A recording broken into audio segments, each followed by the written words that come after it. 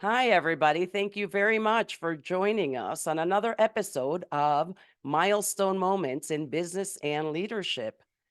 Today, we have a special guest.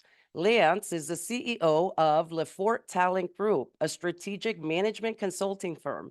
Clients engage him to help them scale their workforce up or down. He has helped clients across North America in several industries.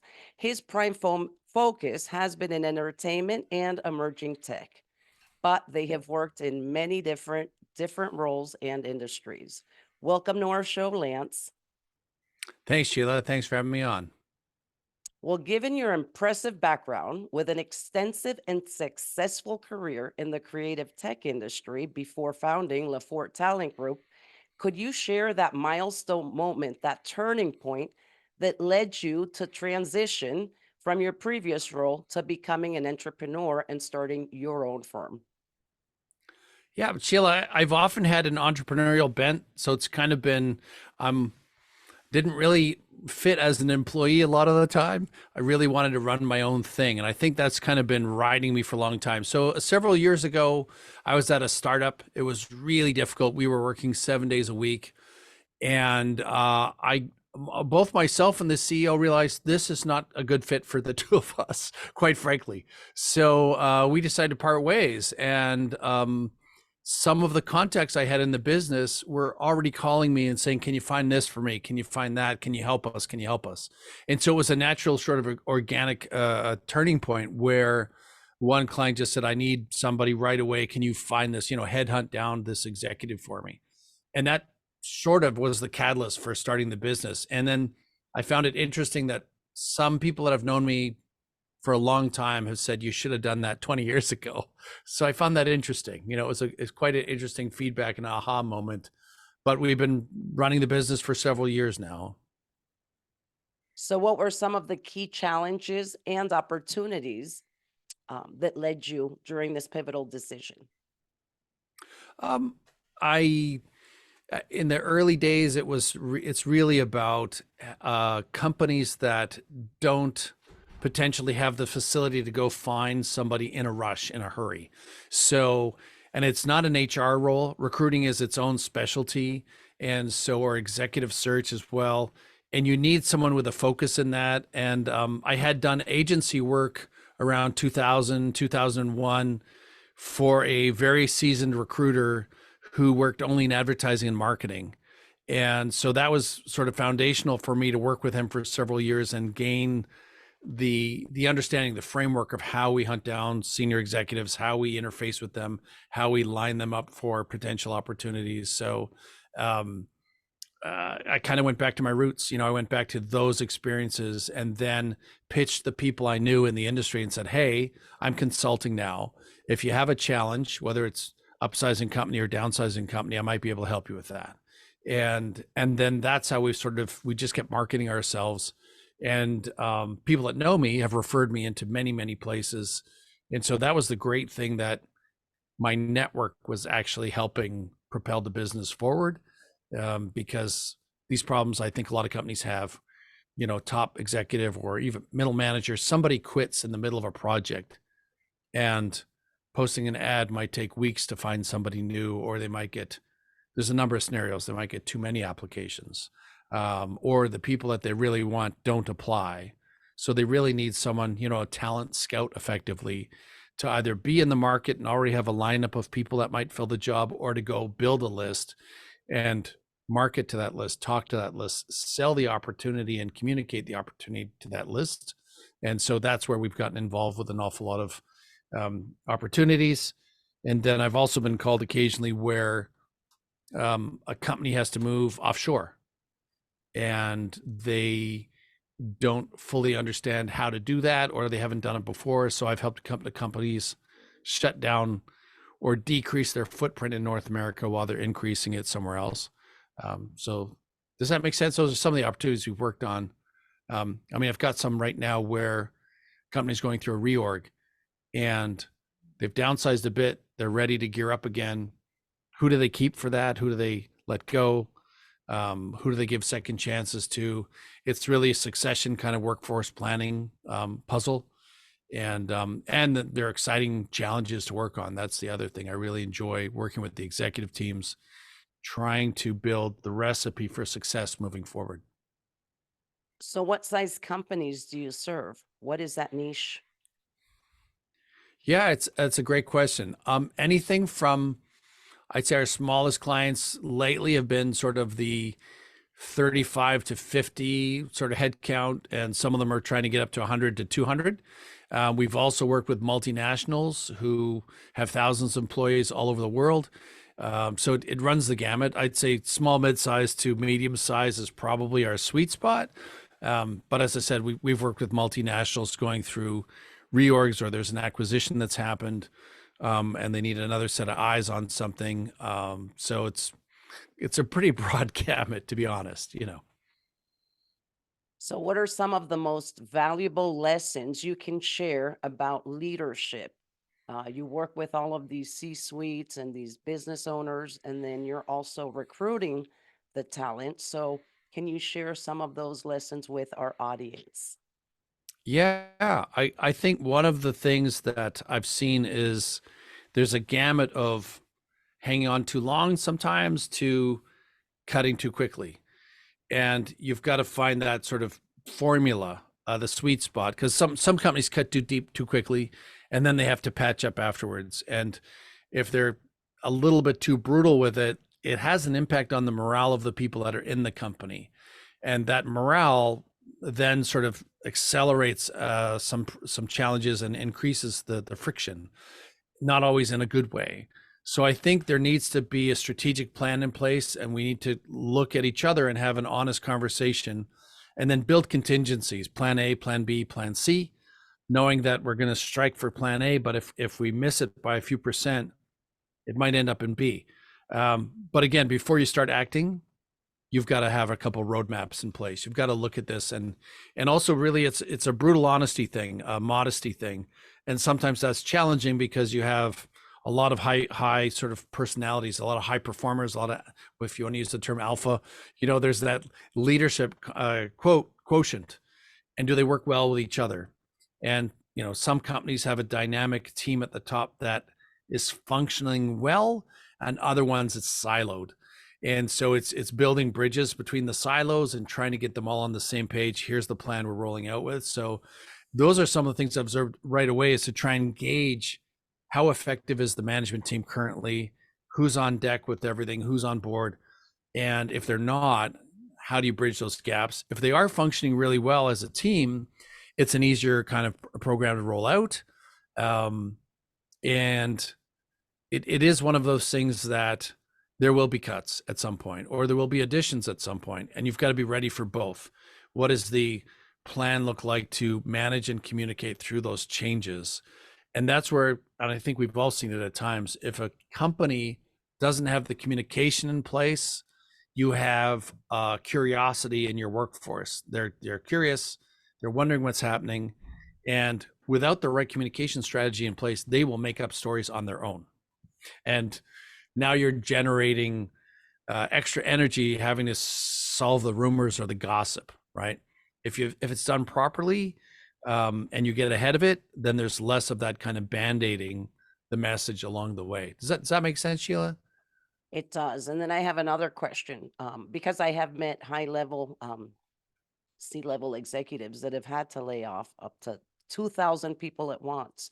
And there's sometimes a lot of emotions also with the leaders, Right. right? Because from the Yep. employee standpoint, you're seeing it as an organization. Do you also help them on, Yep. how to be able to make such a change when we're talking about layoffs? How do they handle that as leaders? How do they manage these emotions to be able to make these decisions? Oh, absolutely. It's a great question, because I've had to walk many people through a role play scenario. Basically, this is going to happen, and these 3 or 4 things will be the end result of that. So let's get ready for them, and let's workshop that ahead of time, because you don't want to be doing it the first time in front of somebody. You want to be able to get a rehearsal, dress rehearsal. You know, people. My analogy is always like, people train for the Olympics for 4 years. So there's no way we should go into any of this cold. Let's workshop it. Let's talk about it, and let's prepare ourselves and walk ourselves through it. if we have that luxury of time, that's what we'll do. The other thing is bringing in a guy like me and my company. We are a third party. There's less emotions for us because we haven't potentially worked with these people for several years. So we're a little bit less subjective, and we can say the things potentially that might be hard for an employee to say, because we're the consulting firm coming in saying, look, in our objective opinion, here are the 3 or 4 roadmaps we can put together for you, and we can coach you through them, but you don't have to do this alone. And that's some of the things we've done with a number of companies, and we've been the front voice for a few, or we've done it in concert with the executive team. If we're letting 2 or 3 or 400 people go, I've often been that point person. I'm the first voice because I've done a lot of this, manage them through that. And usually CFO or CEO or somebody's right next to me as we're giving these speeches. So it's just, part of business, but it's a tricky part of business for some people, trickier for others than some. So yeah, we coach through it. We manage through it. And I was going to say something, just blank for a second there, Sheila, but it is something that I've had to coach people through several times. And I script it sometimes for them and say, look, here's the script. Now imagine this is happening and you have to give the script. And so we walk them through 3, 4, 5, 6 times. If they haven't done it before, if they've done it before, then it's easier. Oh, here's what I was going to say. The money side of it, it's interesting. I got called by a company a couple of years back, and again, massive layoffs. They had to let go hundreds of people. And I have also an employment law background, and I've worked with a lot of employment lawyers on both sides of the border. And so I saved them in excess of it was over $1 million in lawsuits that they were about to trigger by doing what they were doing. And so long story short, they were happy that they'd connected with me because we ended up saving them, I think it was close to $1.3 million. And we also staved off a class action lawsuit, a number of things. So it's sometimes good to have that outside consultant to come in because they couldn't see some of the things that they were going to do. And they also didn't have that legal counsel internally or the HR counsel internally to understand what the implications of the shutdown were going to cause and what they were going to trigger. So another reason why sometimes it's good to have another set of objective eyeballs on it and another voice at the table to help manage through, again, to your point, very emotional for some people. And when they're in the middle of those emotions, it's nice to have an objective partner coaching through it. So now I'm going to put my leadership hat on and see it from the opposite perspective. Let's talk about the, that C-suite executive employee or the people that would be affected by a layoff. Does your company also help them transition into other roles or perhaps in entrepreneurship? Because see, you are also an entrepreneur, so that would be a great coaching opportunity. What advice do you have for them, and do you offer any services for them? Yeah, good question, Sheila. Thanks. A couple things. One, if it's a large organization, we would probably bring in an outplacement provider that would manage, a large team of people transitioning. If it's an individual, then yes, we have done transition counseling for 2 or 3 executives.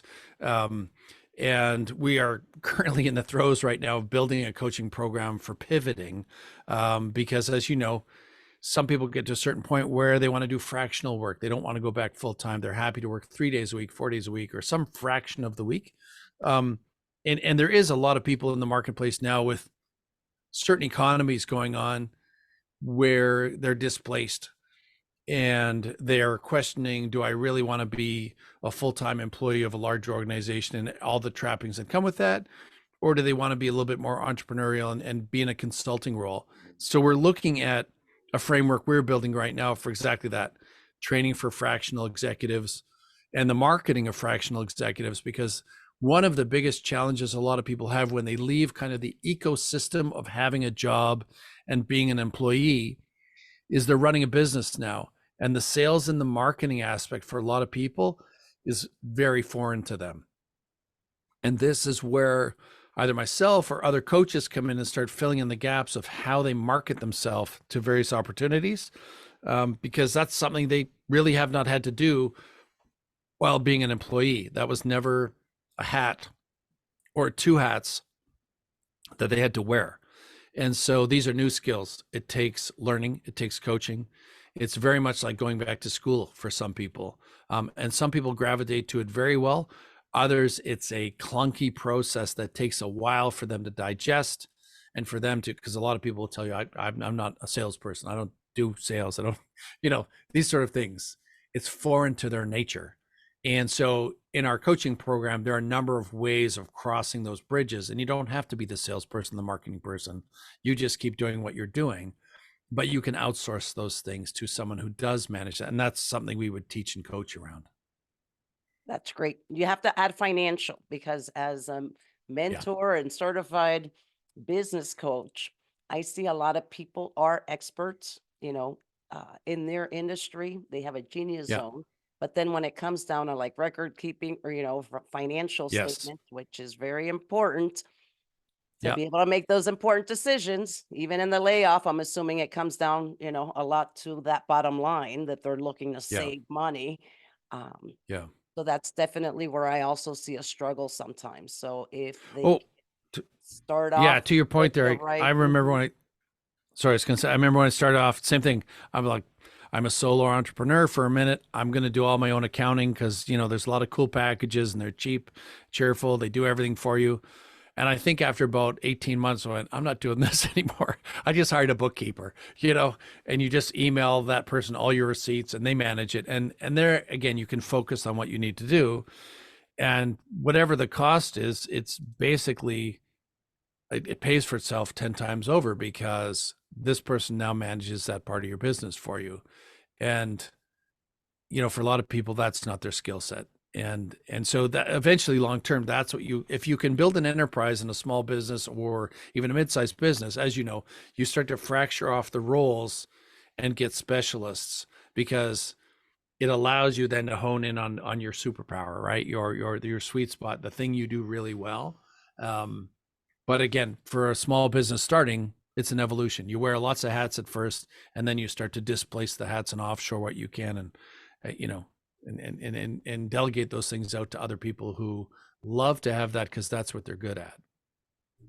So the creative tech industry is where your main focus is at. What is that? What does that look like? That industry. That's a great question. It has been a big focus for my career and my company for a long time. I was a creative guy a million years ago, got into sales and marketing and a number of other executive roles and operations. And my job was usually sandwiched between the CEO, the CFO, and the president at that end of the hall. Lately, there's been quite a shakeup, as I'm sure you're seeing as well in a lot of your contacts, your colleagues, your business. Um, we've had a strange tsunami of events during COVID and after COVID. And a lot of the companies I dealt with, as soon as the vaccines started to flow, everything took off. People were filming again. Entertainment was booming. The streamers were still gathering subscribers. So if you're working for Netflix or Amazon or Disney or anybody, Paramount, anybody in that ecosystem, there was just a boom, a massive boom. Salaries were going up 20 to 30%. We were, as an industry, creating more content than there were people to watch the content. And so it kind of got out of control. And then last year in 2023, there was kind of a great reckoning where two unions went on strike, the writers and the actors. But on top of this, there are sort of several verticals in our industry. One is video games, AR, VR, visual effects, animation. They're all somewhat related in the sense that if one of the economies went soft, people would migrate to the others for a while and then come back again when something, got heated up. And some of the engineers would go into tech because tech would be hot for a while, where these more creative tech industries were quiet. So there was an ecosystem where you could move from silo to silo sometimes, not always, not a direct transfer, but there was options. In the last 18 to 24 months, every single one of these has flattened completely. Um, the games industry is laying off like crazy. The tech industry is laying off like crazy. Like we've had this huge boom and then a huge bust very rapidly. So it's a time where um, a lot of people are out of work. They're looking for other options. They're pivoting. They are, if they had a plan B or plan C, they've had to ignite plan B and plan C to stay in business, or find work or keep a roof over their head. Um, so it's probably the most dynamic and the darkest it's been, really, quite frankly, in probably 20 plus years. And with the advent of AI coming, that is impacting, your life, my life, our children's lives, everyone we know is being impacted by it. And it's a very turbulent time, I could say that. And so we are looking at how do we service our industries and other industries that are impacted right now. And I think it's about training, it's about transition management, it's about senior executives looking at choppy water and being cautious in places, but also still putting a few boats in the water in places where they need to make more connections, they need to survive, they need to keep connections open to potentially growing opportunities, because that's what I think a lot of people can't see right now. All of the change that's happening is going to generate new things. It's hard to see all those new things right now. Who could have predicted the pandemic was going to be what it was, right? Um, and so I think we're at another one of these sort of game changers. It's a big game changer. But yeah, so our industry right now is in major flux, major transition. Um, People are panicked. There is some hiring going on right now, which is great, but it's very selected, very strategic. Many companies have let hundreds, if not thousands, of people go. And when they do that, quite often it illustrates to them, oh, we shouldn't have let that person go. Maybe these 10 we could, but that 11th person, we really needed that. So then they will strategically hire back key roles. And I think we're going to see that for a few months. And then hopefully later in the year, there's a leveling out and then a gradual rehire of certain people for certain facilities. But a lot of that remains to be seen. There are some people saying it won't come back, or portions of it won't come back. So people are going to have to retrain. They're going to have to look at option B, C, D, and figure out what they're doing with the rest of their career, because some of these careers might disappear. Because AI is impacting so many things. If it was a highly manual process that can be done by the AI tools, some of those will go away. The other thing is AI is just going to speed up certain processes. So the things that an ad agency would have needed 2 or 3 weeks to do, they can probably do in a much shorter time frame now. And so the clients will just potentially ask for things faster. But again, we're in an evolutionary stage right now. I'd be unbelievably curious to see what this looks like even 12 months, 6 to 12 months down the road. So, with this in mind, what would be that one thing, one piece of advice that our listeners can do to take action today so that they can be prepared for a brighter future? Sure. I think they need to be looking forward and studying everything to do with AI right now. If it's going to be a game changer, they want to be educated and on top of what's happening. Because if they're in a room with 5 other people who haven't been, they're all of a sudden a subject matter expert. And so study it. Don't be afraid of it. Dig in, absorb it, get on a number of different subscription lists, because I've got them in my inbox every morning. There's about 6 of them that come to me, and I read through them, not all of them, but I browse them to see what are the major changes, so that I'm at least aware of the changes that are happening. That would be my main sort of comment for a lot of people: is do not fear the technology, absorb it, understand it, figure out where it's going, and plan forward 2 or 3 options. If this does not happen by X, what is my backup plan? Very much like CEOs and CFOs look at their business, individuals need to look at their career the same way right now. It is, you're running your own career, your own business. What are your contingency plans? Don't be a victim. Don't say, well, I really waited for this and it didn't happen. No. Plan out 2 or 3 options, start moving towards those. And if you can fit in an hour or two a week here and there to start studying something new, then do it. Fit in the book, fit in the Audible in the car, in your headset, or over your speakers. Start listening and opening up to evolutionary ideas, what's happening. And that's really what I think a lot of people need to do. They have to get their game face and their mindset around, our working life is going to change a lot more so and quicker than it has in the past.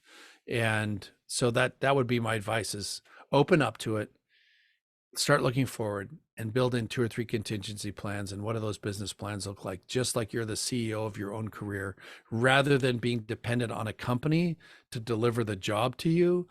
That might be, I would not recommend that be the way you look at life right now. It'd be definitely get ready for change.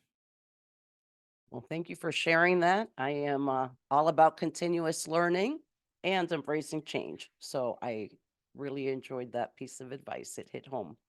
So, our audience, they can follow you, or you have a podcast, Talent Thrives Here by Yep. Lefort Talent Group. How else can they Yep. reach you if they'd like to learn more? Yeah, I'm on LinkedIn pretty regularly, so that's easy. Or our website is www.leforttalentgroup.com. Any way they want to find me is there, but LinkedIn's easiest. A lot of people just drop a message in my inbox on LinkedIn, and we connect there. Well, thank you so much, Lance, for your time. It's been a pleasure having you on the show, and I'm going to tune into yours. Great, Sheila. Thanks so much. And I was listening to your podcast this morning, really enjoyed it too, and I will listen to as well some more. So hopefully we can connect at some point down the road again. Thank you very much.